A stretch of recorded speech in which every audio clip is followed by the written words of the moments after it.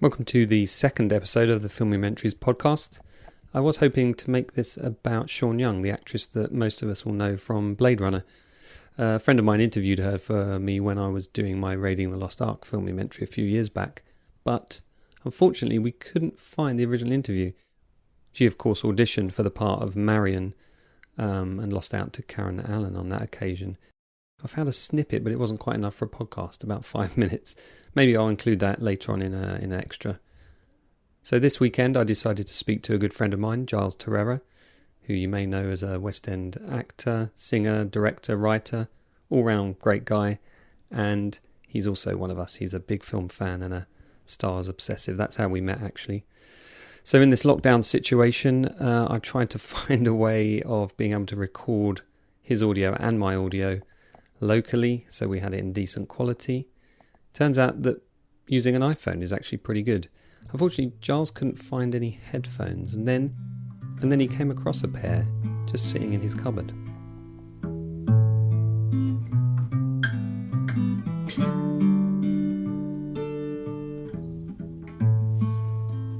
I can't believe you found a pair of Bose headphones just in the cupboard, by the way. Quiet Comfort 35s. They were great when they were released. I mean, they're a few years old now, I think, but they're still really good ones. Prison Record, yeah. I think they were like in a goodie bag or something. Yeah, this is what I just said to Becca. Because I definitely didn't buy those. Yeah, well, they're about 250 quid, probably. Are they? Yeah, they're really good headphones. Yeah, I've been listening to music for the last hour on them. I've been like, okay, let me listen to... Because I don't have headphones. I don't usually use headphones at all for anything. Do you not? No, so I was like, oh. You don't listen to anything when you go running or anything? You don't have music or podcasts? No. You don't listen to podcasts at all, do you? No.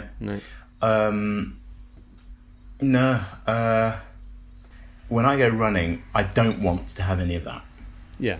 There's the point I can sort of get rid of all of that. So, yeah, I never really... Yeah, there is a tendency these days, isn't there, to fill all of your silence with something. Yeah. And all of your quiets, whether it's Netflix or whether it's right. podcasts and things. Or like multiple things at the same time. Yeah. My kids do that. They I'm forever telling them, they're watching TV and then they're looking down at their phones. Yeah. And then YouTube comes on the phone and they've got Disney Plus on the TV. Right. And like, what is it you're actually watching here? So yeah, I just thought we could have a chat and I could, say, here's another little podcasty thing. And people may know who you are. If they don't, I think you should. Why don't we start by saying who you are, what you do. What I am a human being. You're a human being. Well, that's been claimed, but I still don't believe it. You're like a superhuman being, always busy, always prolific. So yeah, what is your job then, Giles? Explain to us what it is you do. I am. So my name is Giles Terera. I am primarily an actor, but I would say I am a storyteller. Is what I would say I am, because that includes music. It includes theatre. It includes acting. It includes directing or writing or whatever. So yeah, that's what I would say I am, a storyteller. Yeah, and how we first met, didn't we? Many years ago. We first met probably about 2011, I think it was. Because I'd released my Star Wars Begins filmumentary, and you and your close friend Dan Paul were creating, or in the process of trying to get together your documentary that you'd shot about Shakespeare. Yeah. And I think, wasn't it something like you'd seen that I had been through so much material to make something that you thought, hey, maybe this guy... Yeah, totally. Because I was like, well, what we made it... It was like a movie that we made just on our own. So we kind of shot it and travelled around, and we were in America and all over Europe and stuff. So it was a kind of big road movie trip with lots of footage and lots of interviews and lots of stuff. And so I was always like, we're going to need someone who's really we're going to need an editor. One, it's going to be all about editing. This project is going to be all about editing, and therefore we're going to need someone who's not fazed by having a massive amount of material to try and work through and sculpt into a thing, and who's not going to be afraid of that. And then I saw so for a while I was looking and looking and looking. We were both, because Dan edits and he knew people and stuff. So I was always on the lookout as we were traveling, like, it's going to be, I always kind of felt it's going to be a very specific kind of person who would sort of welcome the challenge of what it was, as opposed to being terrified by it. And then I saw your Filmumentaries. And I was like, that's exactly what our thing needs to feel like. It needs to feel like this kind of 3 or 4 different layers going all at the same time, but yet somehow there's a kind of cohesion to it. And also at the same time have a kind of pace and energy to it that's kind of forward moving and fun. So yeah, so when I saw your stuff, I was like, well, that's it. And then when I found out it was like one person, I was like, well, that's definitely it then, because that's so our kind of thing. The whole project was about like, okay, we're going to film it and we're going to, travel around and do interviews and like do sound, and it was just, we thought let's try and make this movie with just 2 people. So when I saw yours was like just one person, I was like, okay, well, that's pretty amazing. So then that's when I don't know how I reached out, but maybe, I can't remember. It would have been online somehow, but somewhere. It might have been on an old blog thing I used to have. I used to have an old blogger. Oh yes, it was that. Yeah, it was that sort one. Of dark screen with a few pictures and a few things. Yeah, so I remember travelling up to Victoria, which isn't too far from where I am now in southeast London, and meeting up with you, not knowing really anything about you. I think I sort of did the usual thing that people do these days, which is to Google the person they're about to meet. And I saw that you'd been in some stuff and been in theatre and a few TV shows and things. But I didn't really know what to expect, and I turned up. I think we went to the coffee shop or something, didn't we? Had a bit of a chat. You sort of presented that idea to me, and to be honest with you, I was flattered. B, I was kind of flabbergasted, because I just thought, I've made this project, these Star Wars projects, on a topic that I know lots about. I don't know anything about Shakespeare. I mean, I did Macbeth at school, and I thought, well, this could be quite daunting. But I think I kind of said, yeah, in principle, it sounds like a good idea. And we met. You took me up to meet Dan because he lived just around that area, and but luckily you were saved by you got was it BBC at that point were going to give you some money to do a TV cut or something. Yeah. And then you got a proper editor on board and got it all done in the West. Yeah, well, you were busy doing stuff, so that never happened. But well, yeah, I mean, I was as usual flying around the world. Right. But that's by the by, because just meeting you was like the kind of bonus of that whole experience. So it was fine, regardless of whether you cut the film or not. That doesn't really matter, because we're still talking however many years later. Yeah, it's great that our friendship started then, and we often chat, don't we? We often message each other and keep in touch wherever I am and wherever you are, and.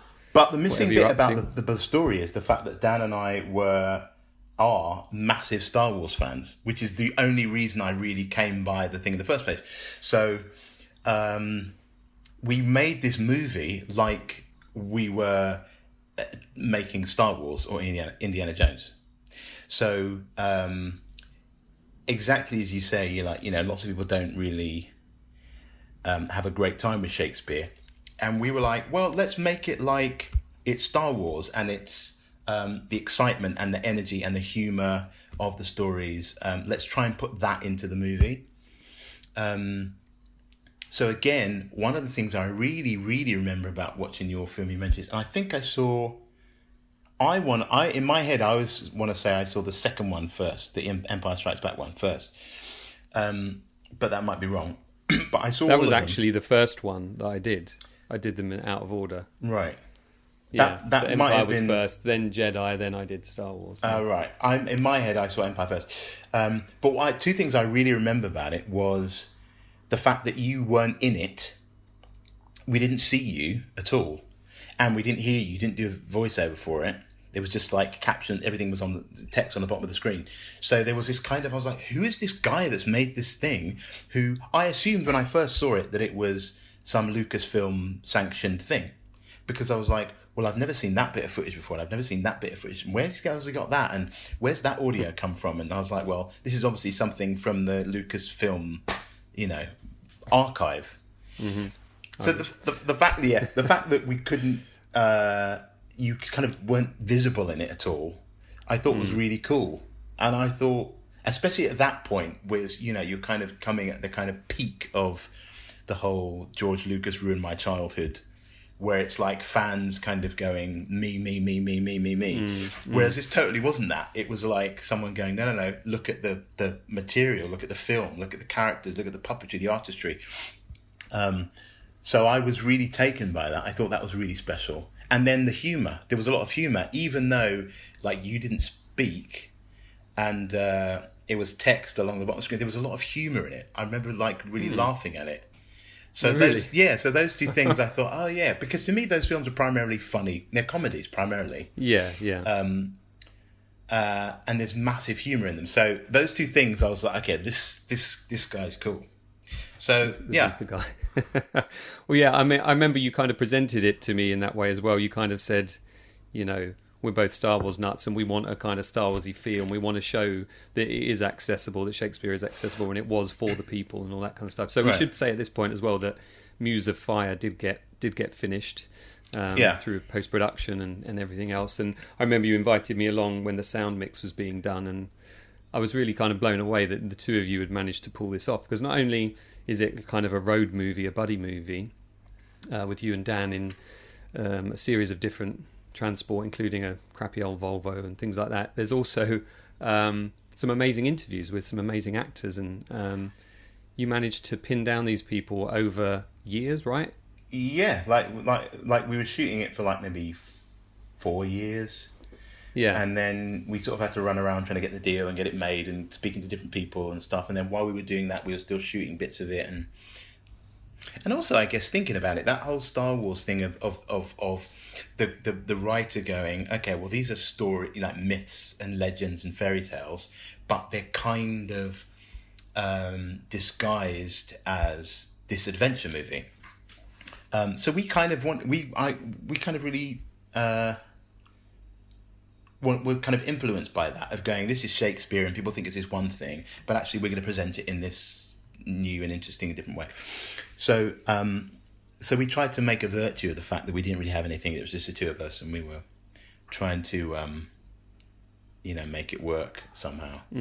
Yeah, it was. Because you had those little kind of handy cam things, didn't you, all the time? If Dan was driving, you were holding it. If vice versa, you don't drive, do you? But no, I don't, which was ridiculous because we decided to go. We're like, okay, right, fuck it, we're going to go down to Madrid. So I can't remember what we had in Madrid, but there was some interviews, and then found like a theatre company that were down there. Oh yeah, there's a theatre company that had been in London at the Globe for this big. It was 2012, and so it's the Olympics. So for that summer, there was this big festival at the Globe where all these different companies from all over the world came, and we met one of them.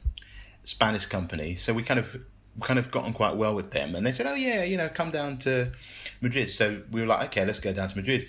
By that point, we had been so kind of far into our let's just chuck everything in the back of the car and see how far we get, that we were like, let's just drive down to Spain. So that's what we did. We drove down, and of course I don't drive, so it was like, yeah, let's do it. And then Dan drove, so it was like, Dan's going to drive down to Spain. That is quite a long way. It is ridiculous, but we did it. And but so I would always have a camera leaning out of the car, and like, he's always sort of stressing out about where we're going, and or vice versa. If we're going, we always had a camera somewhere, and we were sort of living together at the same time. I was living in his flat, and so. Yeah, it was a pretty all-consuming thing, but it was a lot of fun. How many hours of footage do you think you ended up with then? Because I seem to remember like a magic number being mentioned to me that first time we met. Dan would know. Like 2,000 or something. Dan would know because he's got all the hard drives. Like in his, it was like... It sounded to me like Apocalypse Now kind of level. Totally. 1 million feet of film. Because like we shot it over 4 years, so... Each interview, we had 80 interviews. Every interview was at least an hour. 80 And then we travelled to America, we travelled to Denmark, we travelled to Germany, we travelled to Ireland, we travelled to Spain. We were always all going... funded by yourselves Yeah, as well. yeah, There was no yeah. investment in this. No, none whatsoever. To begin with, we were like, okay, if we can get like a couple of names, like I knew like Ian McKellen, or if we can get him or Judi Dench, then you can go to the BBC and go, look, we've got these people, give us some money to kind of make the rest of it. And then pretty soon we were like, actually, what we should do is make a virtue of the fact that it's just the two of us and just try and do all of it on our own. So I would go and do a bit of do a show in town, or a couple of months in a show in town or something, and earn a bit of money, and then we'd pay for the next bit. Or Dan was always like editing stuff or filming stuff. So we'd kind of work a bit and then go and make another bit of film. And in a way, I kind of liked that. I always loved like Orson Welles, and that's how he made all of his films. He was like, you know, he'd go and make some terrible movie and then get paid $100,000 and then go and shoot the rest of another scene of his movie that he wanted to make. So we kind of, it was a lot of fun. It was really, really stressful, but it was we travelled around and. Were you always confident that you were going to get it finished though? Yeah. Was it? Yeah. There was never. It was like, it was very clear that we were gonna. Weirdly, it was like I think the reason why it was possible to kind of just keep going was because it was very clear to me anyway, like right from the beginning, that it was going to work. That it was almost like I could, like if you, it's almost like I've seen the whole thing in my head anyway. So it was like, oh, well, I know it exists. We just have to go out and just keep going until it does. So, it was, it was a funny one. It was good though. It is available, isn't it? Still on Apple. Still available. iTunes, Apple and a few other places. Available. We should mention as well some of the names that you got to interview. I mean, there's James Earl Jones, there's Judi Dench, there's Ewan McGregor, there's Ian McKellen. Yeah. We had Baz Luhrmann in it. We had Hiddleston. Hiddleston hadn't made a film yet. He hadn't even made a television yet. And so he was in it. John Hurt was in it. Alan Rickman was in it. Amazing. And these interviews as well, aren't there extended versions of those available somewhere as well? Is it on the Globe? On the Globe website? Yeah, we shot. We were like, okay, well, we're going to need bits. We're going to need fragments of these interviews, but it would be really cool if afterwards then you have an hour of each person. You've got a really good resource then. So we did that, and we went to the Globe, and they were like, okay, yeah. So then we cut them, smarten them up, and then put them online. And people still like tweet or contact us saying, you know, saw that film, or we studied that film in class in Canada or wherever, and it was useful for their studies or whatever. So it was great. Definitely worth all the heartache. Yeah, I mean, even with my stuff, I had a guy contact me also in Canada. Funny you should mention Canada.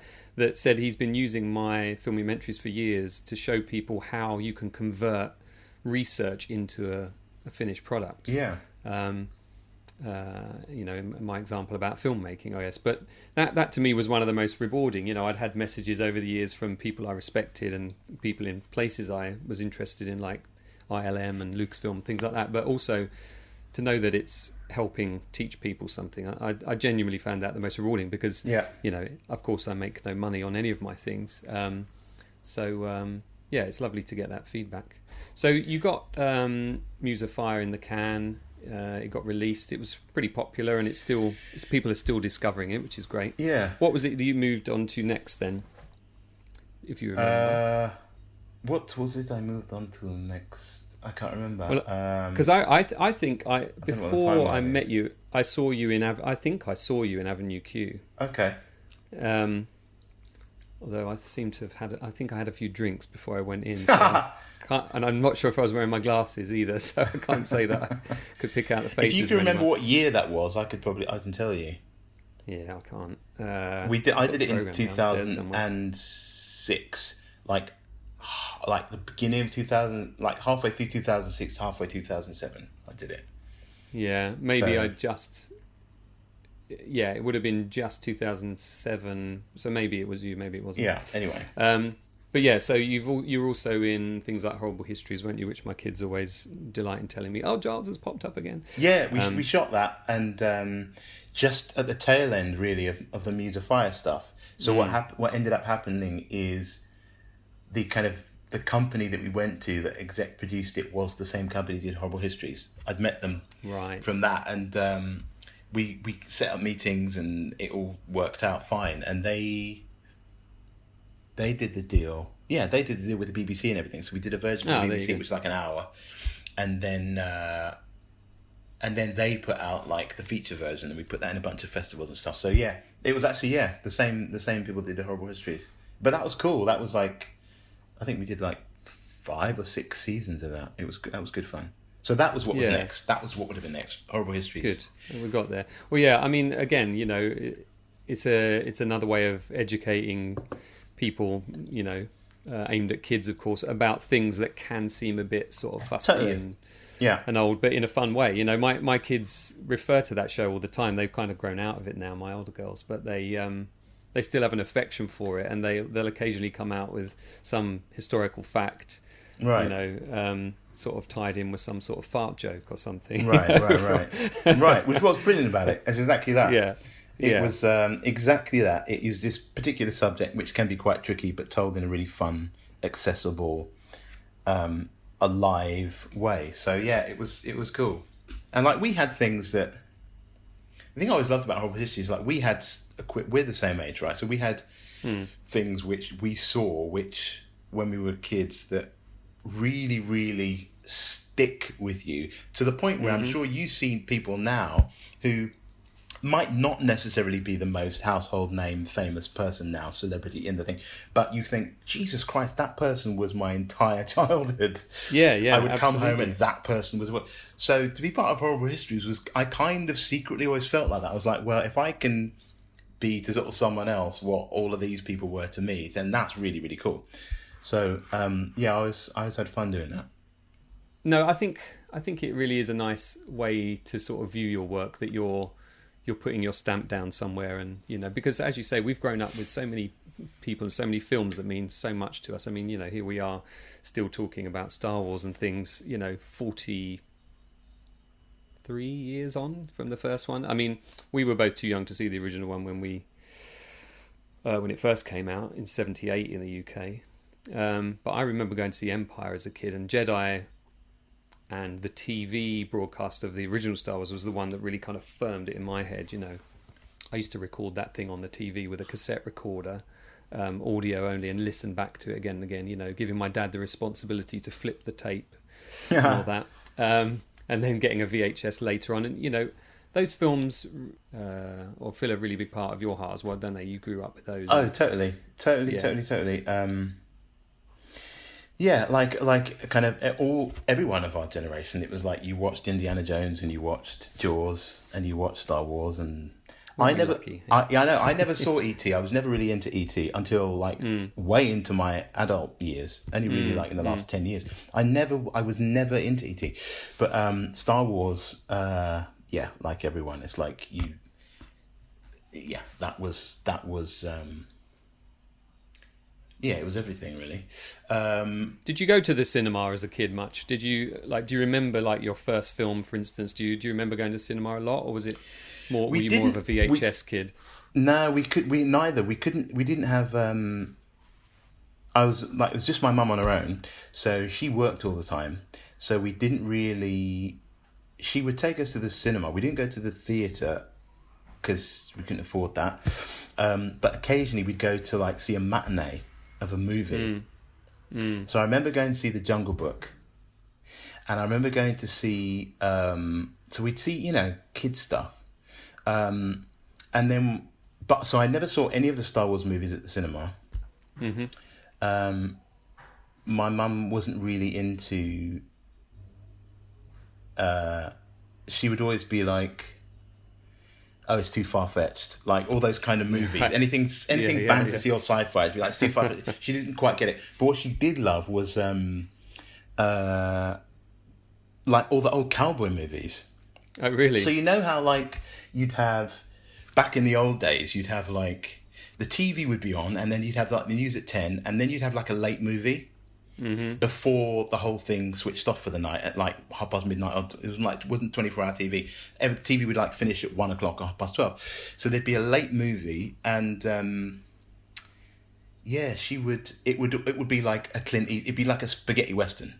Yeah, they'd have all those old movies, and I guess that was the point where she was like, that was her little bit of TV that she could get because she was at work for the rest of the time. So she would love to kind of watch those old Sergio Leone movies. And you would stay up and watch them with her? If I could. If I could. It's getting a bit late at that point. Getting a bit late. And my sister was always really scared. It was always like a running thing that I've got a twin sister, and she was always really scared by the sound of the guns. You know how in those movies they've got that sound effect, which is just like madness. It's just massive. Yeah. She'd be scared, but I used to like them, and my mum loved them. That's the only movies that she kind of really. And I really remember she would be like, I remember once she would sort of critique why she liked them, and I was quite young, but I remember her going, the great thing about these movies is that they, the guy will come in to the town. And then he'll say a word, and then there's no talking for 10 minutes. And then the bad guy says another word, and there's no talking for another 10 minutes, and then one of them gets shot. I really remember that, and I was quite young. So you were getting DVD commentaries? I was getting DVD commentaries, which is weird thinking about it now, because like I couldn't tell you another movie that my mother watched, apart from The Sound of Music. But for some reason, she loved those old spaghetti westerns. So that was kind of my movie thing, and then but I would watch TV all the time. So the flip side of it is like in the mornings when you'd have, like the first thing that would come on would be old reruns of stuff. Mm-hmm. Do you know what I mean? In the morning before, like, because I would get up really early in the morning.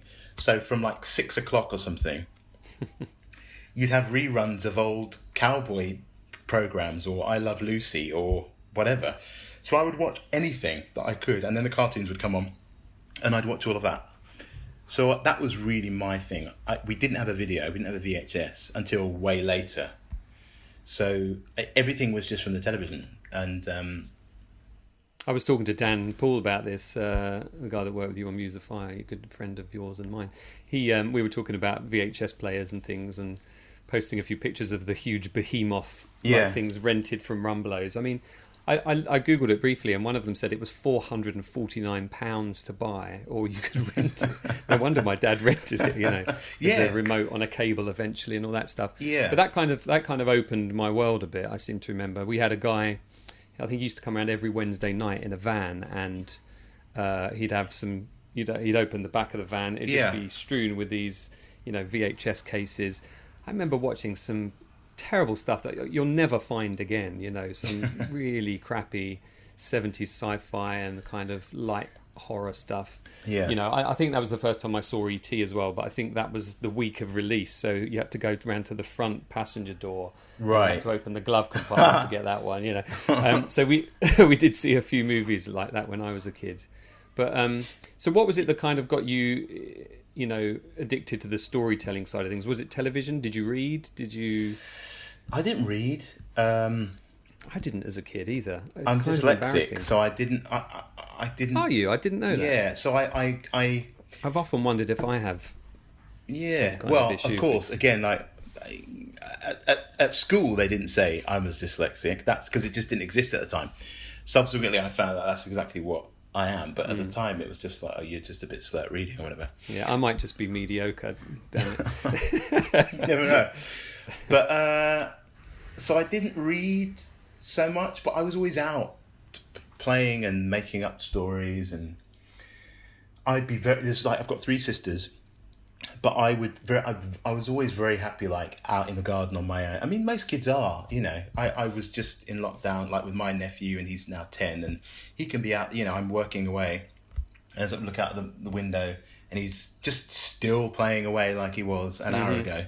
Kids can occupy themselves for massive amounts of time doing the same thing, and I was that kid.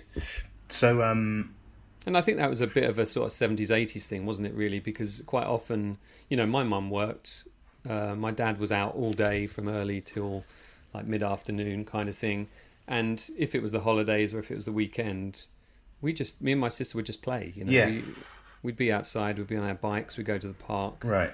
I sound like a real old fart now. I sound like what my dad used to say to me, "You're going to get off that computer," when I was 11, playing my Amstrad or something. But I think that is kind of lacking a bit now, that kind of that headspace to be able to imagine things. My little one Eve, who's downstairs at the moment, you might pick her up on the mic now and again as we talk, but she's quite good at imaginary games because we've kind of instilled this ethic in the house that we won't just put a screen in front of her. We won't just plonk the telly on or give her an iPad. I mean, she doesn't even know how to use an iPad or an iPhone. She's 5. Most kids have their own these days, but what it has done is clearly given her the space to imagine and to get bored and think her way out of it. And which I think we really benefited from in our childhood, because we didn't have things like that to distract us. Right?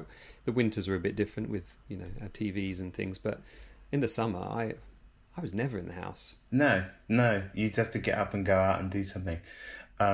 Which in a way I kind of feel like the movies, especially the movies that were aimed at young people, the Spielberg and Lucasfilm stuff, was very much geared at kind of participating in that thing. So, the movies are enough to kind of set you off and then you do your own thing.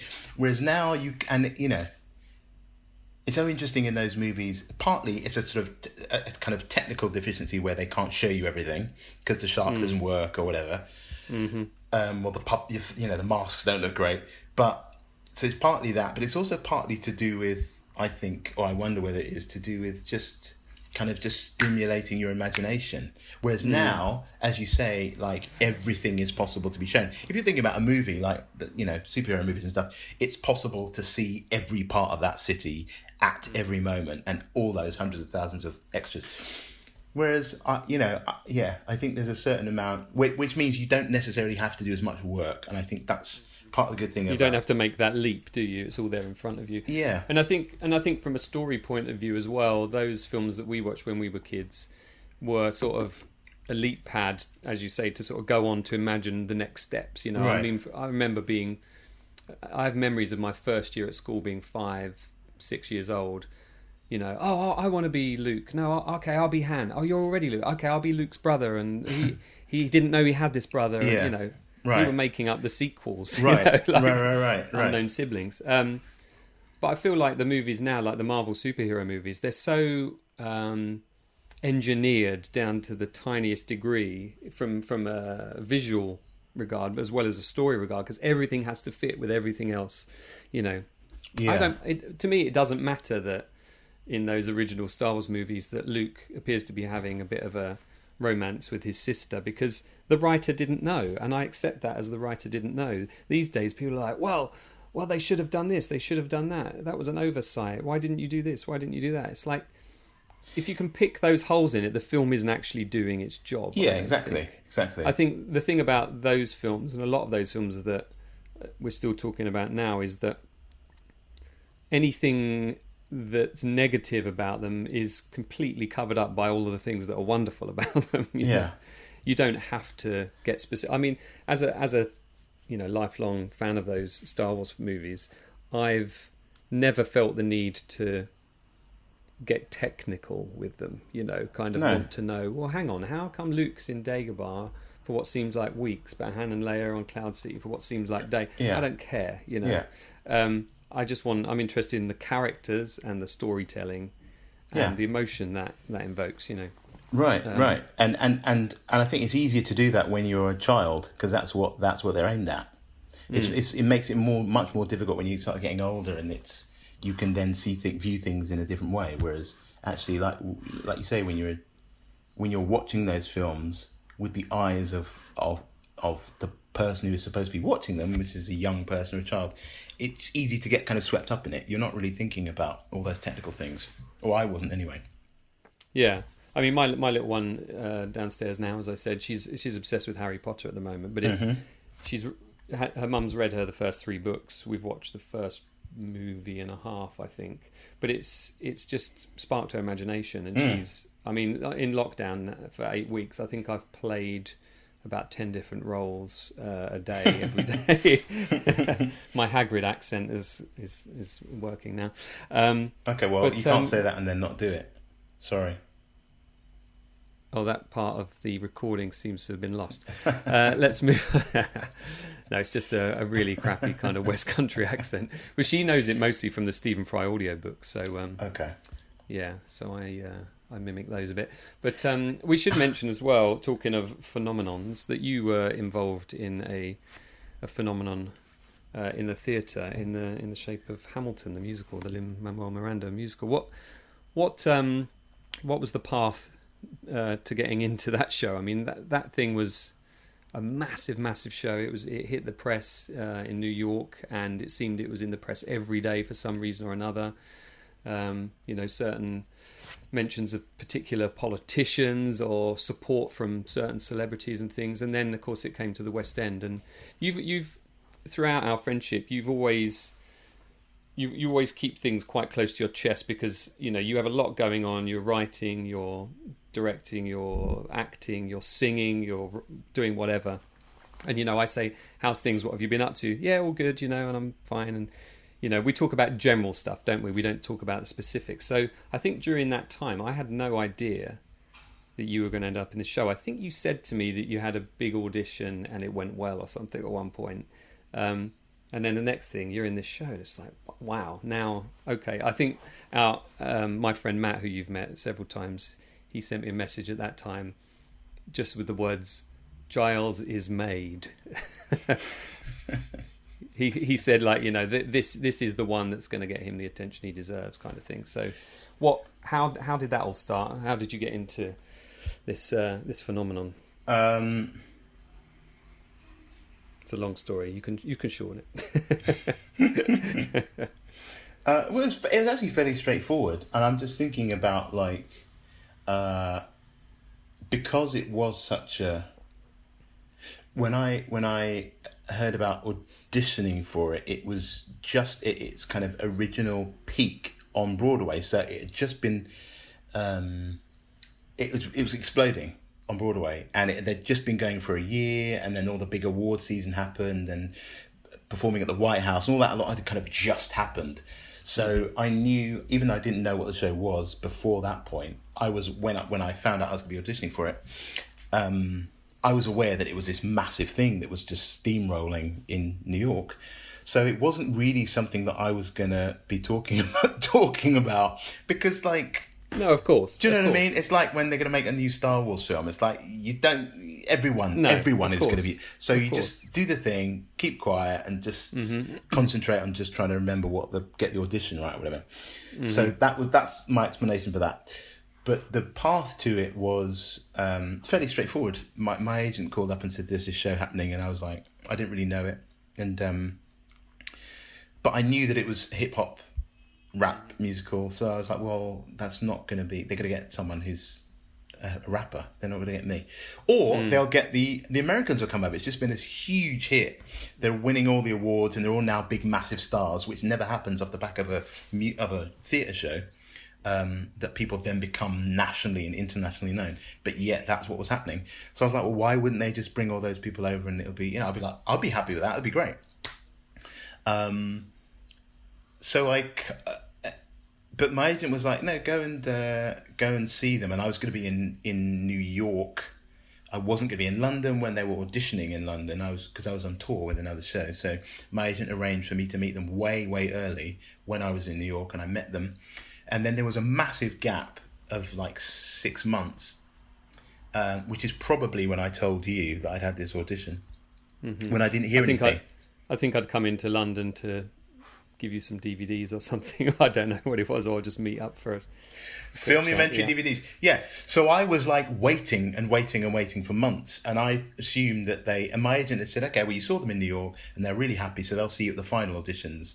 Because I saw them like in the summer, and then they were going to be auditioning in London for the proper auditions, like in early autumn, and then the finals were going to be in like December.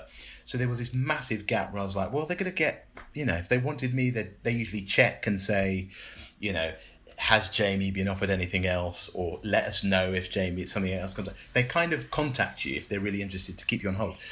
and we heard nothing. So I was like, nah, this is not going to happen. And then my agent was like, no, they've said they'll see you at the final, and that's it. So I saw them then in the final. So between my audition and seeing them for the final, it was like 5-6 months. And then I saw them and I got the part. So it was a kind of, I only saw them twice, but there was a massive gap in between.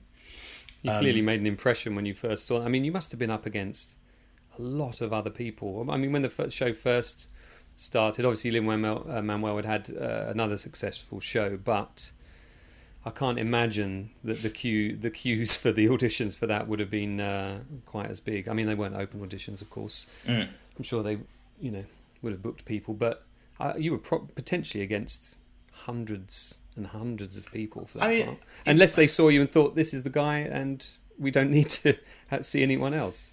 Sometimes these things click. Yeah, don't they? I mean, having spoken to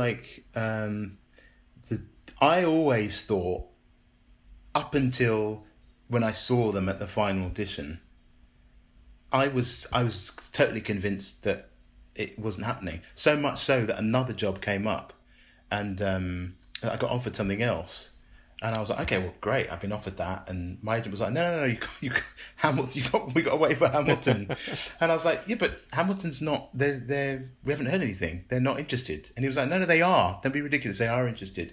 It's just, which that never happens. It just never happens that that someone's kind of says, okay, we don't need to see any more. We'll see you later. That doesn't really happen. So I wasn't convinced by that at all. I was like, nah, they're gonna. They can have anyone they want, so why would they? And at least I thought, like a couple of other shows that have come over from America, what happens is you have to jump through like massive hoops, week after week after week after week. You go back for recalls, and then you've got to go and sing with this person, then you've got to go and meet this director, this producer. I did a show, The Book of Mormon, and like a friend of mine was in the audition for that, and he had to go over to New York. They flew him over there, and he had to be there. Then he had to extend his ticket because they wanted to see him again. Then he had to come back to London. They wanted to see him again, so they flew him out. So that wasn't happening with Hamilton. So I was like, well, yeah. If that was happening, then I'd be understandable. But having spoken to the director Tommy, who we became really good friends, he was like, no, it was from the beginning. It was like we were happy with what we saw, so it was fine. But it was, being in it at the time, I was like, I didn't believe that at all. But it worked out fine. So what do I know? And we spoke, didn't we, a short while ago about how when I came to see the show, I think you were in your first couple of weeks, and you don't remember seeing me. I happened to be walking past the stage door. There was queues of people there. You were coming out with a couple of people trying to get you into a taxi, I think, and you spotted me, but kind of looked through me at the same time. You were just totally sort of zombified, and I remember as you hugged me. Wait, that was with you and Matt? Yeah, with you and Matt. Yeah. I remember when you hugged me, your entire weight just came onto me. It's almost like you fell asleep on me briefly. You were absolutely... I mean, doing a show like that, you have to be disciplined, right? You have to have a routine. You have to know what you're doing every day. Yeah. Because, I mean, when I watched that performance, it seemed so perfect. It seemed so drilled down. And that was within the first couple of weeks. And I'm sure in the minds of the actors and the director and production crew that it got better and better. But it seemed so tight at that point. I mean, how do you create that discipline, I should say? Like what do you do when you wake up on a day when you know you've got to do how long is that show? 2.5 hours? 2.5 hours, yeah. 2.5 hour show that night, and maybe that afternoon. That afternoon, right? Yeah. Twice on Thursday and twice on Saturday, yeah. Yeah. You have to just... partly, you just have to commit to it. You have to... thankfully, I've done enough things that I know, okay, there's only one... And I've never done anything like Hamilton, but the things that I had done, it's like, okay, you just have to commit to it. As soon as I heard it, I was like, even though, like I say, I didn't know the piece and I didn't know the part, it was really clear that this was something really special and exceptional. So I was like, okay, well, if I'm going to do it, an audition, I have to commit right from there. So... yeah, it's like anything. It's kind of like we were talking about with the film, with Muse of Fire. If it's something you really, really want to do, you focus on it, and then that's it. So, Hamilton, you have to, you can't drink. I don't drink that much anyway, but you can't go out. You've got to go home and get sleep, and everything is kind of geared towards that. Because I always say it's like it's a sport, really. Mm-hmm. So you're like athletes, really, because yeah. It's just that people don't go out and play football matches 8 times a week. They play once a week. Do you know what I mean? Whereas you've got to get up and do it Monday, and then Tuesday, and then Wednesday, and then twice on Thursday, and then Friday, and then twice on Saturday, and then you get one day off, and then you can sleep. So you just have to kind of find your own way of doing it. And I would just get lots of sleep, as much sleep as you can, as much water as you can. Don't talk a lot during the day. And then your body kind of finds a way of doing it. In the first few weeks, your body kind of gets used to it in terms of muscle memory. And then it's interesting because as you go on in the months, it then gets harder, where you hit a point where it's like you don't have to think about it anymore when you go in. So that's a danger zone, because your body, you can start to not switch off, but you want to stay on top of it. And like you say, that show's really intricate, and there's lots going on, so you need to be on top of it. So you just have to, I don't know, you just have to find your own way of committing to it. It is a lot, but that's the name of the game, kind of thing. Yeah, and you, it's your job, and it's your right. talent. And I mean, didn't that stage have like moving? Didn't the stage move and all sorts? Yeah, you have 2 different directions. And... Yeah, there's a revolve which has a revolve within it. So there's the outer one, which they call the donut, and then the inner one, and they move either the same direction or different directions at the same time. So I was totally prepared to like break my neck on that from the beginning. And they did the thing where they had the entire set of the floor, at least, in the rehearsal room. So we rehearsed down in Southwark, and we had the biggest rehearsal room in the building, and then they bought the entire stage over from New York with all the revolves in it. So you didn't have like the levels of it, but you had the floor, so you had at least the revolve. And I was convinced I was going to be like, I'm going to break my neck on that, and I'm going to be the first one to break my neck on that. As everybody else was thinking the same. Yeah, and it didn't happen. Thankfully, touch wood, literally touch wood, I never broke my neck. But it was... it was cool. It was very, very cool, and I made really good friends on it. And you could. The good thing about it is that you could get to use all the bits of you that you spent all your time trying to hone and craft, and there's music in it, and it's historical, and it's a really amazing story about humans interacting, and the list goes on and on and on. So it was a real experience. But yeah, that night I saw you, I definitely would have been. You finish, you come off stage, and it is you are still kind of. It takes a while to come down. I think that's probably what you encountered. Yeah. By the time you get home and it's like 11:30 or midnight or something, you're kind of. But in the immediate aftermath, it's a lot. When you're doing a show like that, then how much of your headspace does it occupy? Are you dreaming the songs? Are you waking up with the lyrics? Yeah. On the tip of your tongue? Yeah. Are you? Yeah, especially like in rehearsals. As it goes on, because you're learning the songs all the time, and then you're learning choreography, and you're just learning information all the time is being chucked at you. So after a while, you do start dreaming about it, and you do have like anxiety dreams. All actors have anxiety dreams where you just... Usually it goes like, your dream is, it's just about to start performing, and your costume is not ready, or you're not in the building yet. There's always that anxiety. You're not quite prepared for it. So you kind of have those, but yeah, you get to a point where you're just like in it all the time. And do you ever get into that kind of zone that sports people talk about. I always think of like Ayrton Senna, the Formula One driver, who talked about getting into that space where he didn't even have to think about what he was doing. It was just sort of coming through him. Yeah, I totally understand that. I think partly it's to do with. I was thinking about that recently because I think it's partly to do with just adrenaline and the coping mechanism that the body has in terms of, for whatever reason, whatever you're doing is important to you. Something kicks in and kind of, your sort of nervous system realizes that the stakes are very high for whatever reason. And therefore the adrenaline kicks in and it's part of that whole process. But in theatre, definitely, and especially like with Hamilton, it's like you have like before the show starts, you do like a warm up, company warm up on stage.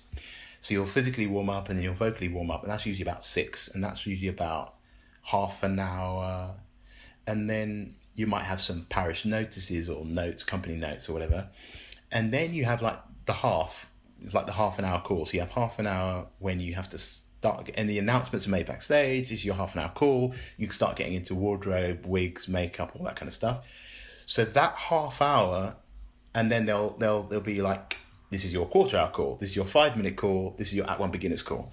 So that half an hour is really, really important, where you're kind of getting into the so I would say that's kind of the equivalent of when you're, preparing on the start line for the 100-meter final at the Olympic. It's that moment of kind of getting into gear. So you listen to music and you do whatever you need to do to kind of get your head into gear. So yeah, that's just part of it. And also, like with something like Hamilton, there's so much to learn that to begin with, when you're going into the theatre and starting previews, you need that time to go, fuck, okay, what is that song? Okay, right. When I go off from that side of the stage, I need to run quickly to not forget to come back on that. So you're kind of going through your whole thing. And then that sticks. Like once you're up and running and you know the show, it kind of, the routine of it kind of sticks.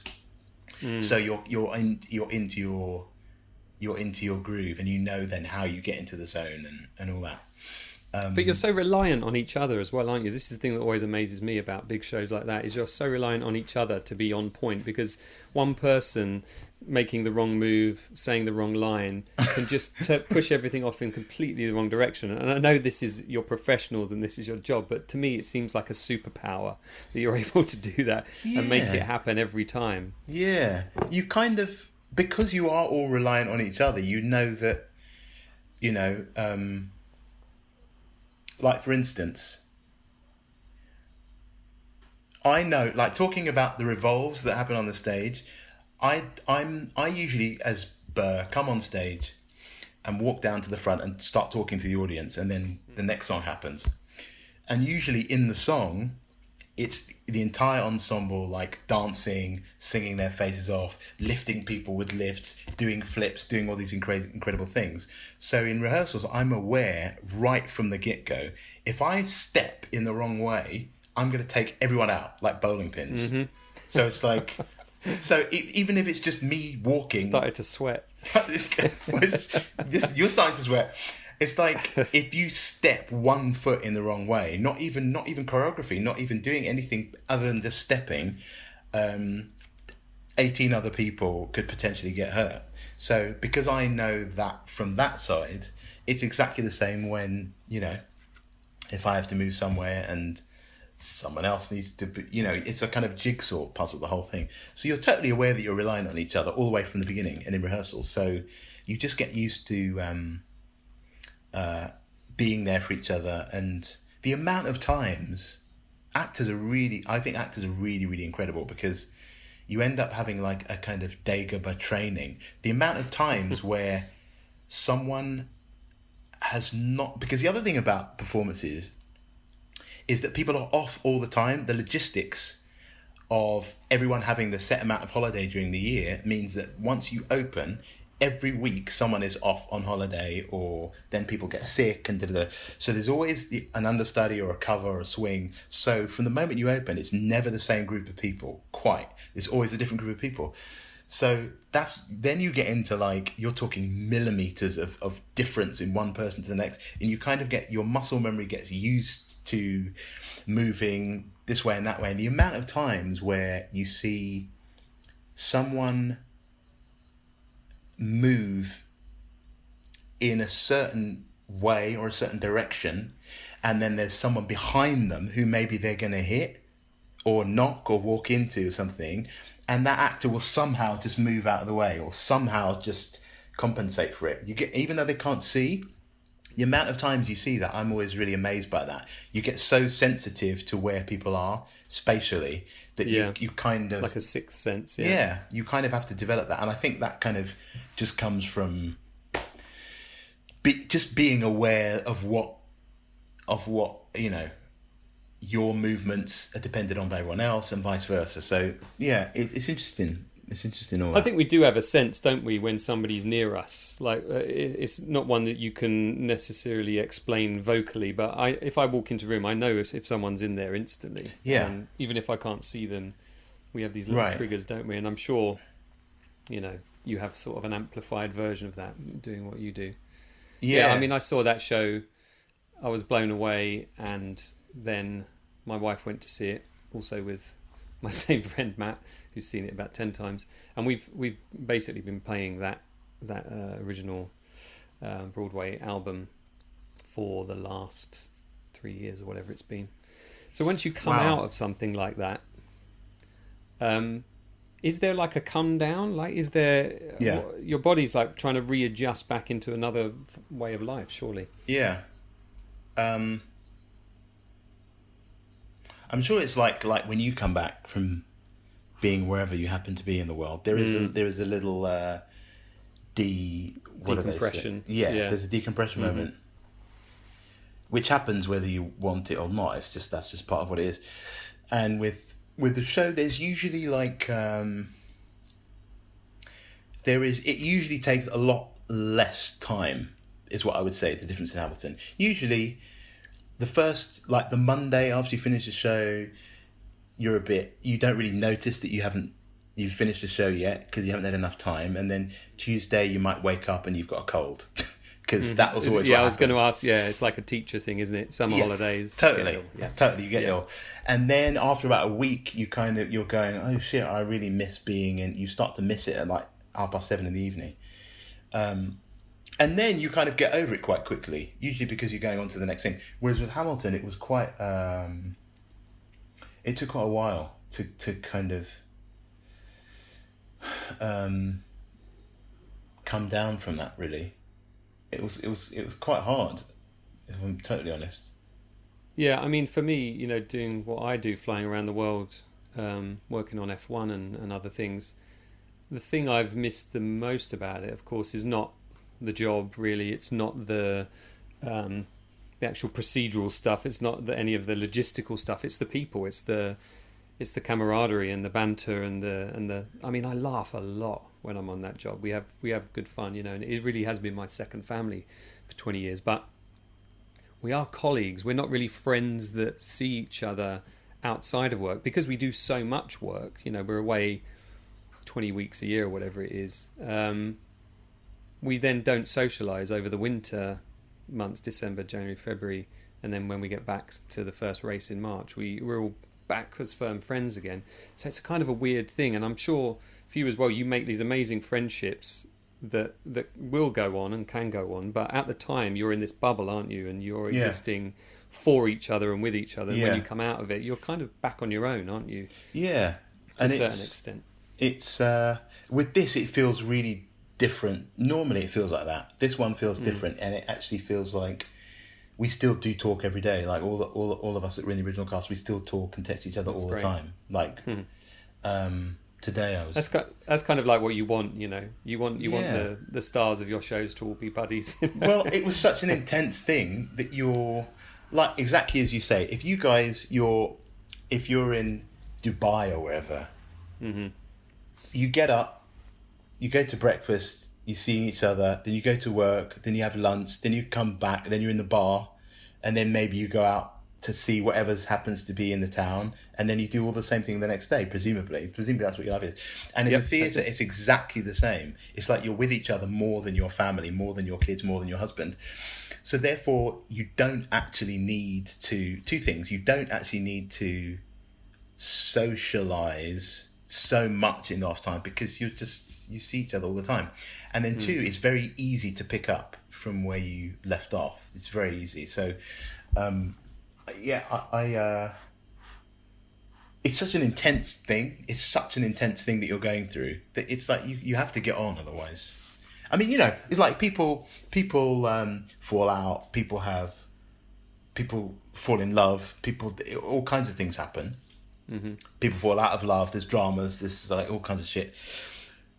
But you get on. Thankfully, they were really. I think they were really smart with how they cast it, because Tommy, the director, is really keen on who people are.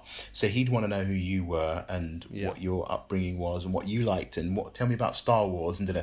So he kind of has a really clear idea about whose energies that he's bringing into the room, and so it was a total joy. Really, that combined with the fact that everyone was standing at the foot of their own mountain, kind of looking up, going, "How the fuck am I gonna? Now I'm here. Now I've got what I want, which is this job. How am I gonna get to the top?" And back down again alive. And so because of that, you kind of, people kind of thought, you'd bump into like peers during rehearsals or whatever, and you slowly began to realize that the perception that people had from outside, from what it was like being in Hamilton, was a real discrepancy. People, there was no time to go around going, "I'm in Hamilton," and I'm made, as Matt said. It's like there was no time to think that at all. No. You just had to worry about, okay, I've got to go there, then I've got to get that right, and then I'm supposed to be singing that thing. That's all you could think of. It's just to try and get it right. So there wasn't really any time for any really out of control ego or drama, or you just had to get on with it. It was, yeah. And you really did reach the top, as it were, with the Olivier Award and everything as well. I mean, that must have been quite something. I was in Bahrain at the time. I think it was the second race that season, and I saw that you'd got nominated on Twitter, and I think I'd sent you a message, and then I was trying to find a live audio stream of it because I couldn't find it anywhere on TV or anything. And then and then they called out your name. I was kind of jumping up and down my bed. I'm not even sure why I was so delighted, other than I just wanted to share that moment with you, because I kind of knew that you were going to get it, like, in a way. How did you know? Okay, how did you know? You have a certain cool confidence about you, and you have a way about you that people find it easy to give their trust to you, and you were entrusted with a big part there. I mean, you're entrusted with the Tony Award winning part. This huge show coming from America to the UK. Is it going to work? We're not sure. Is it a story that an English audience wants to know? And you guys and girls made this incredible show, and your performance to me kind of stood out amongst the others. I think all the cast was amazing that I saw. Everyone was fantastic, but I know you and everything. But when you came out on that stage and you do your first big number, and it's just you out there to begin with, I just thought, because I'd seen you in stuff before, I just thought, holy shit, this guy has got something really quite special about him. I've never said this kind of stuff to you because we don't normally do that. But yeah, there was a certain part of me that just thought, not that it was a formality, but that if you didn't win, then they obviously didn't see the show that I saw. Because what I saw kind of did blow me away. And I still, as I said, it's a superpower. I still don't know how you can do something like that. So yeah, I jumped up and down on my bed and I was very pleased. And I think I sent you a message, a voice message or something. But being there you had to perform it, right, as well that night. Yeah. Perform the opening number. Yeah. On a different stage, with a different kind of audience. amongst all of the people in your industry, that must add an extra element of, well, let's call it adrenaline, shall we? Yeah, it was. It ended up being. It was, in a way, it was really fortunate because, again, you didn't have time to get nervous, or you didn't have time to think about how nervous you were, to really see how nervous you were, because we had to perform the opening number of the show. So we performed our opening number, Alexander Hamilton, at the beginning of the Olivier Award performance. That was the very first thing you saw. So we rehearsed that for the week before it. Yeah, we rehearsed. And the brilliant thing is they decided, okay, there's 30 people in the company. Those people include offstage covers and swings as well, who every night are backstage and watching the show and stuff. So for the Olivier Awards, they said, okay, we're going to have the entire company on stage, not just the people who are normally on stage, but everyone. So we had to rehearse it, and they had to restage it so that you had like 30 people on stage, which was amazing. It was totally amazing, and really smart thing for them to kind of, the nature of like including everyone and it being kind of one family. That made it really special. So we had to rehearse it, and then you get there like at 9 o'clock in the morning. You have to get to the Albert Hall.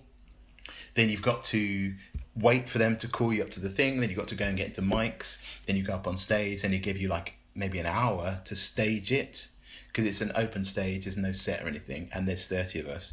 So we had like an hour to stage it. Then you go away. Then you get out of mics.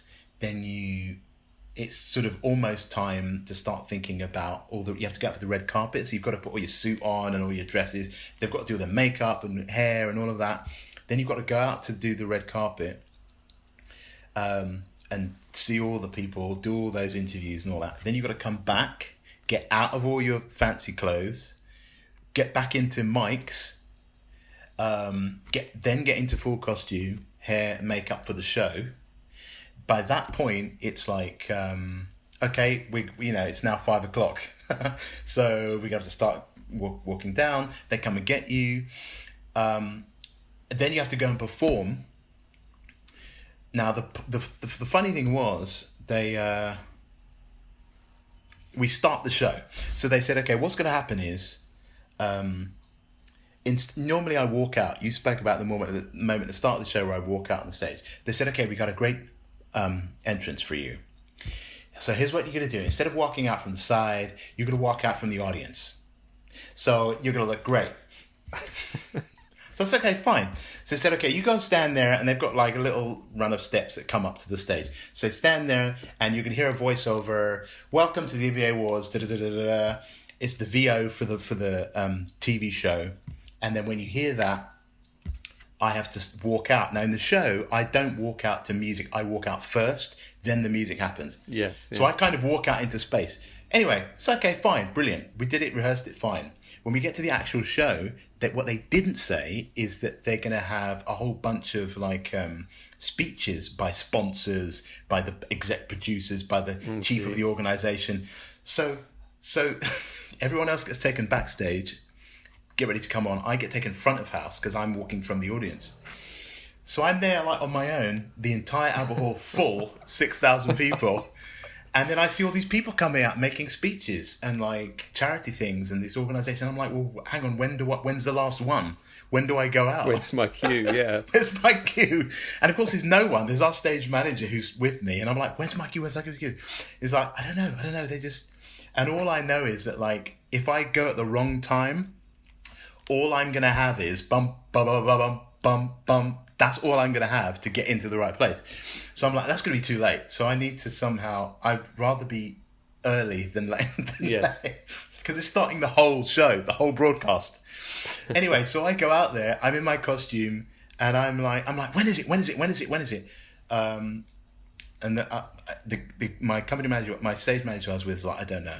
So I was like, okay, fuck it, I'm going to go out and stand at the bottom of the stairs just because we've had two speeches and this has got to be the last one. So I go out and then another guy comes out to do a speech. So I'm stood at the bottom of the stairs on the stage.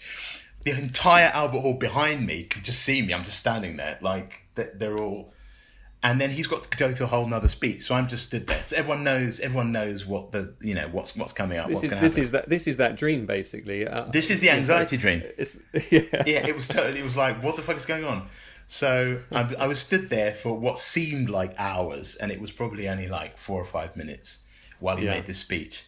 And then, so if you go back and look at the thing, my nephew's obsessed with watching that, and whenever I see it, I'm like, all I can think of is just being stood there. For... yeah. So then you go and do the performance, and then you have to get out of costume, get out of mics backstage while the awards are going on, and then you get taken to your seat. So the whole thing, in answer to your question, was like, there was no time to think about how nervous or how anxious you were. It was just a kind of whole out-of-body experience the whole day. But in a way, it was cool. I really loved it, actually, because up until the moment where I went out and sat down, it was just us hanging out with, like, all of our friends. So we were just having a great time. And it was funny and it was exciting, and we were sharing a dressing room with other companies who were performing, so you could see everyone. So for the most day, it was really just cool, fun. Cool, yeah. But overall, it was a real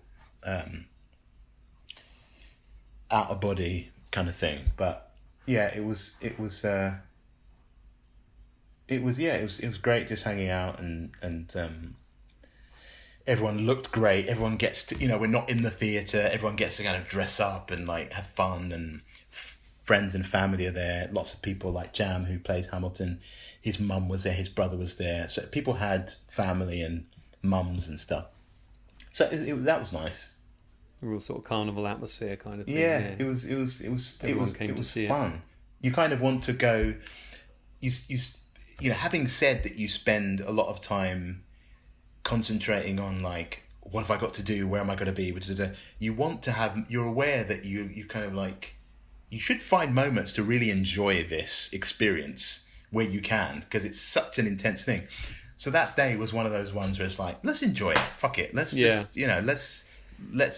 enjoy each other and have fun, Well, that's the real trick of what you do, isn't it? Really, is creating that spontaneity as well, and keeping it kind of hemmed into where it needs to be and where you all need to be and what you need to be doing, but at the same time, doing it for an audience that's never seen it before. So you've got to keep that kind of spark in there and keep it immediate. And yeah, it's kind of easy though with Hamilton because, or it's easy to remember that that's the task because the audience is so hyped for it, and you're so aware that the audience are like.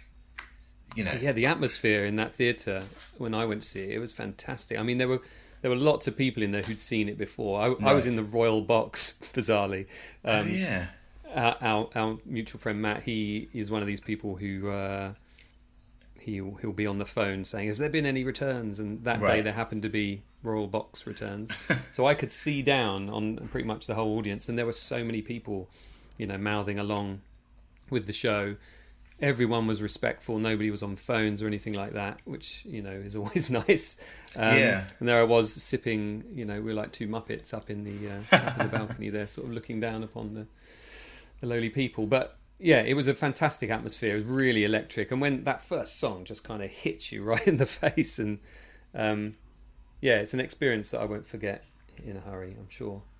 With the added extra bonus of my mate being in the audience, in the show as well. Which is always nice. Yeah, it was. It was definitely. How many times did you come in the end? Did you always come with Matt? I only saw it once. And how many times did he saw it? Like a bunch of times, didn't he? He saw it a bunch of times. Yeah, he saw it before I saw it with him. He saw it a bunch of times afterwards. I think he just took everybody he loves and cares about to the show.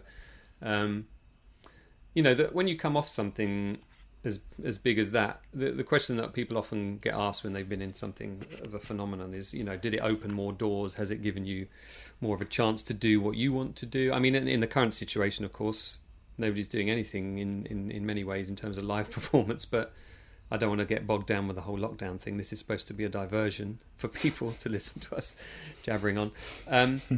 But I'm aware that you're preparing for another show whenever and however that may happen. Yeah. But coming off the back of Hamilton, did you feel like you were getting more opportunities, and after the award and everything, or did it feel like, how did you come out of that? Did you feel like you just needed a bit of space for some time, getting to your own sort of more personal stuff, or did you crave to get back into something similar? I definitely didn't crave to get back into something similar, because I always like to do something. I always want to do something different. Well, actually, I came and saw you, didn't I, in your next show as well? In Rosmersholm, yeah. Yeah. I was. I knew that I wanted to. Ironically, I ended up not doing this, but I knew that I kind of just wanted to take whatever time it took to decompress or to just process all of that. So I wasn't really looking to do anything. And then two things came up in quick succession. I think people maybe viewed me differently, and also there's a thing where, anything that tends to be Hamilton related, people are really interested in already. I found anyway. So, so I found that people are more open and receptive to go, okay, right, Giles, what about that, or what's this project, or what I find is that people will say, would you come and speak at this thing, or would you come and talk to these students, or like you're talking about lockdown, there's been quite a few things where people say, okay, well, would you do this article, or write, or go on the radio, or which I'm not so keen on, because you've got to be very careful with all that stuff, especially in this kind of climate. And also, I'm not in any way like a politician or a theatre owner or a producer or whatever. So people are just aware of. I think maybe people are a bit more aware of who I am, I guess, but I only ever really just wanted to do things that interested me and that I thought would be fun to do and different. As long as it's fun, as long as it's different from what I've just done. So what is next for you then, we should say? What it is on the horizon for you at the moment? What is on the horizon? Watching more Japanese movies at night time. Oh my God. Yeah, Kurosawa movies. Although Jam, I was always talking to Jam who played Hamilton, about Kurosawa, and he got me this collection. The collection. But it's Blu-ray, and I don't have a Blu-ray player. They look amazing, those transfers. Like, I watched Hidden Fortress on Blu-ray a few weeks ago, and Yojimbo, and wow, they look fantastic. Really? Because I was always used to them on like murky VHSs for years. And, right. But there's something quite visceral about seeing them restored. Yeah, so I'm going to try and get what's on my horizon is to try and find, even if they even do Blu-ray, if I can find a Blu-ray in the post-lockdown world, then I might try and get one and watch those. There was a show that I was going to be doing, which has been put back to whenever, next year maybe. We're supposed to start in a couple of weeks. That was the Sammy Davis. Yeah, Sammy Davis Jr. So we're supposed to start like in 2 weeks, I think, and so that's been put back. And then there's a play that I'm going to be doing, or I'm supposed to be doing at the National Theatre in December, and that's still, no one's pulled the plug on that yet. So we shall see. We'll see if that still happens. But and then I'm just writing. It's basically what I've been doing for the last few weeks, is writing stuff, and watching Kurosawa movies. And sending me questions about why Yoda said that to Luke, and what is that thing that you see for 2 frames when the Millennium Falcon goes down that tunnel. Oh, yeah, and random Star Wars questions. Well, because you always have the answer to whatever it is. And also, and do you know what it is? It's because, well, I think what you've done is to say, why I always think that your films are so brilliant is because they reflect what the original films were about. Is that you're supposed to just, if you watch those films, you get the feeling that the storyteller is saying, think for yourself, ask questions, look into the world, see your world, see who you are, see what you think, see who your friends are, examine stuff and be open and be curious.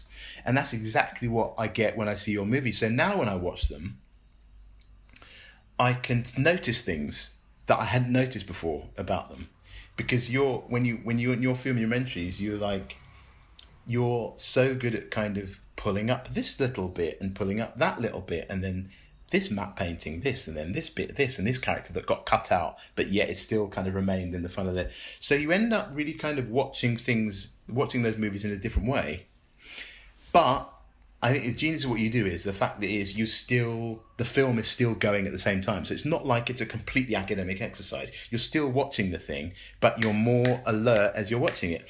So whenever I see these little things now, and if I'm watching the movies, which I watch most weeks, I'll see so many things that I was never aware of. So then I'm like, Jamie, why does this happen? Because I know you'll know. Yeah. I know you'll know it is. It's a service I'm always happy to provide.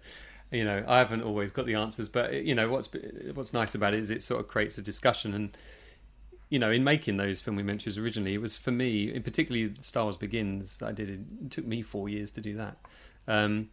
When I put it out in 2011, it was so that I could sort of fall back in love with those movies, because I'd kind of fallen out of love with them, and they'd meant a lot to me before that. And did you have when you started?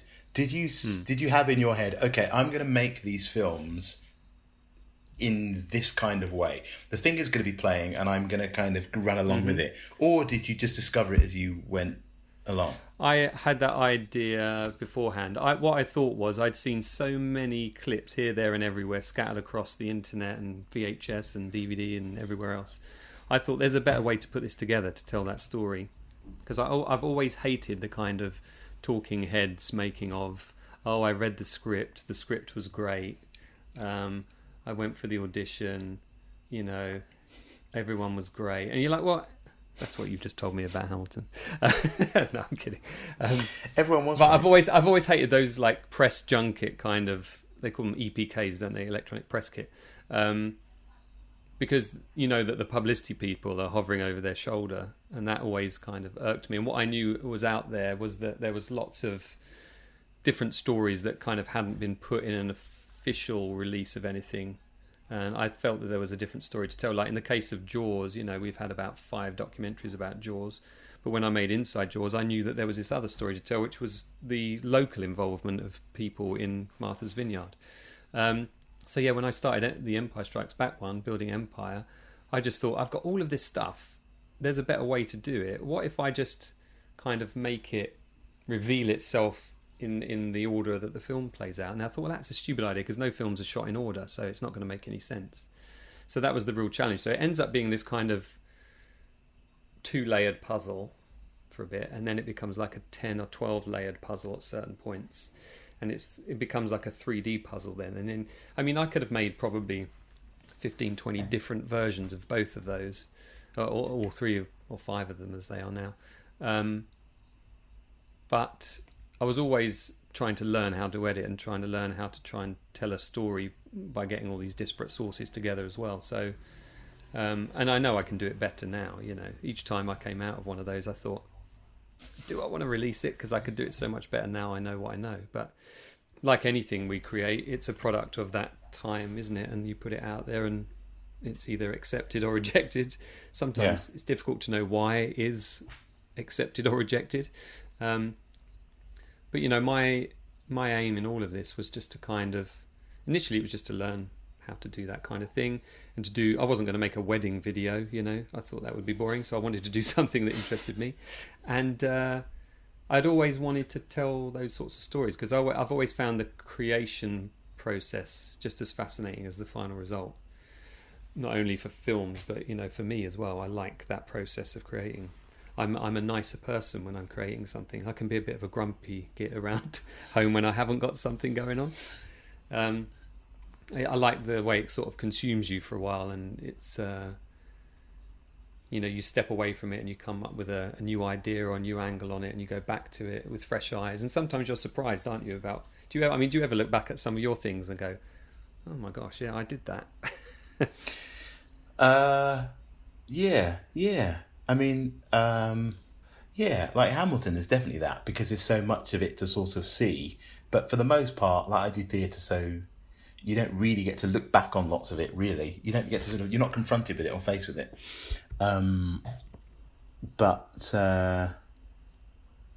Yeah, I think that I find the interesting thing, like when you look at any like Star Wars or any of those guys, Spielberg stuff, and they all use the same kind of people to make their movies, but when you look at them, I love that thing of kind of going, well, we were out and ILM, and it's just a little garage somewhere initially, and we were just like, what the fuck, and then George Lucas calls up and we're like, we've got no shot. They kind of, you're so obvious that clear that they just had to make it that happen.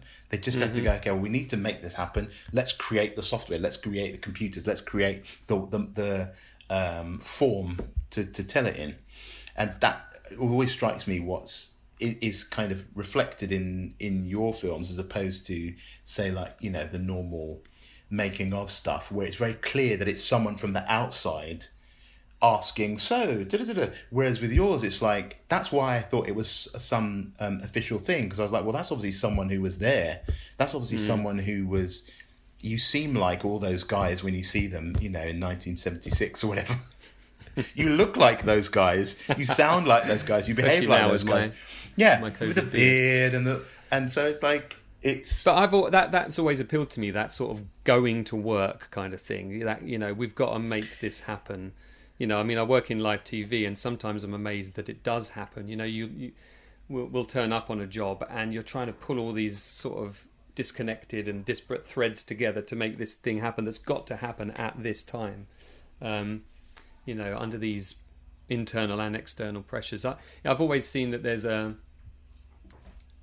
don't know whether it's a book or if it's a series or anything, but just looking back at some key films and reflecting that kind of idea about just a group of people just decided to go and do that thing, and they did it, and wow, how did that happen? How the hell did that get made? It is quite amazing what we can do as a species sometimes. It is. It does blow me away. Those movies are so much, such a good example of that, is that you can't really look at one department without looking at all the other departments. Like, I always think about Yoda's death scene as, like, I always think that's like the greatest scene in all of it, because if you look at it, you go, okay, you've got the puppetry, which is extraordinary, and it takes however many, 3-4 people to do that anyway. But then you've got to look at the lighting of the way Yoda's lit, and you've got like the fire there going, so that there's kind of there's always some movement dancing around in his face, which kind of gives an extra texture. And then the music, like if you listen to it without the music, it's a completely different thing. And then Mark's acting opposite him, and he's acting to sort of nothing, and he can't really hear anything, and the whole thing is so reliant, exactly as you talk about with Hamilton, like everyone's reliant on each other, and it's all made up of all these different parts, which you can see so clearly, which you can't necessarily see in other movies. Whereas like a normal making of documentary will say, well, let's talk to the star, let's talk to the old producer who says, I always knew it was going to be great, and then that's it. Whereas you'll say, well, actually, no, let's talk to the guy who was the right arm of whoever. Jabba the Hutt. Yeah. Jabba the Hutt. Or let's talk to the person who made the puppets. And in that sense, I think that's why it really reflects the movies themselves, because that's how they were made. So I'm always really blown away by that. Well, I appreciate that. It's nice. I mean, I'm aware that I'm taking up a lot of your time here, so I'll just be quick and we'll kind of wrap up. But I'm just always aware that there are stories to tell, Everyone's got a story. Every person on that credits, and probably thousands more that weren't credited, have got their own perspective, their own story. And I like that idea of, we know the story of the film. We might even know the story of the making of that film, but we don't know Dave's story and Toby's story and Ivor's story and all those things. So Because I think we sometimes hold these people in this high esteem, like they're some supernatural being. Like I didn't even know until I was 6 that films were made. I just thought they happened, right. And then I became fascinated with the idea that, oh no, it's people that make these things. They're actually put together. How does that work? So that's been my sort of my quest, really, I guess. And along the way, it's been good to me. I've made some good friends like yourself, and I had fun doing it. And it's always nice to hear that people are still finding it, still enjoying it. And that's the great thing about when you have a sort of creative output of any, amount. It's going to be there. People are going to be. I mean, look at Hamilton. I mean, it's going to be on Disney Plus soon. I know it's the American cast, but that show is going to be there forever. Yeah. Your TV stuff, your film stuff, everything. Your writing, your plays, everything is it's going to be there in some form for people to dig up in 1,000 years. Who knows? And that's the thing that's gratifying, isn't it? Just sort of letting your babies out into the world, kind of thing, and seeing how they get on. Yeah. Let's finish on a positive. Wow, we've just filled up an hour and a half. We have. Yeah, exactly an hour and a half. Have you stopped your recording? No, shall I? Yeah, do that. Okay, and cut. So a big thanks to Giles there for taking time to chat to me. It was nice to have a catch up with him. I actually found out a few things about him that I didn't already know. The next podcast will hopefully be Tim Rose of Admiral Akbar fame. We're just trying to pin down a time and a date at the moment. So hopefully that'll be the next one. Thanks for listening, and join us again. Thanks. Bye-bye.